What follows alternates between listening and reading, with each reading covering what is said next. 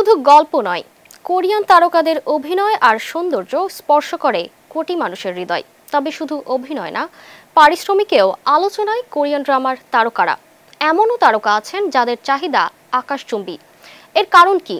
চলুন জেনে নিই প্রতিবেদনে। বর্তমানে জনপ্রিয়তায় তুঙ্গে কোরিয়ান ড্রামা। এই ড্রামা মানেই যেন উন্মাদনা, দর্শকের কাছে বিনোদনের সেরা মাধ্যম। ড্রামার তারকারা এতটাই জনপ্রিয় যে তাদের জন্য কোরিয়ান নির্মাতাদের গুনতে হয় মোটা অঙ্কের পারিশ্রমিক। কিন্তু কেন কোরিয়ান তারকাদের এত পারিশ্রমিক?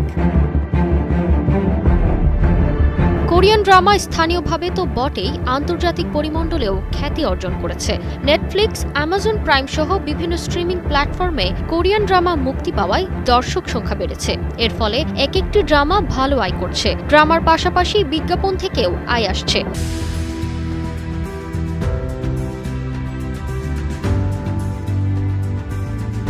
ফলে চাহিদা বেড়েছে অভিনেতা ও অভিনেত্রীদের। কোরিয়ান ড্রামা উচ্চমানের প্রোডাকশন, আকর্ষণীয় প্লট এবং অভিনয় দক্ষতার জন্য পরিচিত।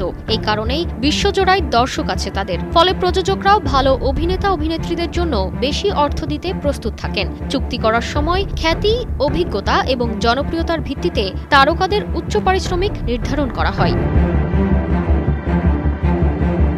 প্রশ্ন হচ্ছে, এই আকাশচুম্বী পারিশ্রমিক টাকার অঙ্কে কত? বিভিন্ন তথ্য মতে এই মুহূর্তে ড্রামায় সবচেয়ে বেশি পারিশ্রমিক নিচ্ছেন কিম সু হিউন, আর তা হচ্ছে প্রতি পর্বের জন্য $4,23,000।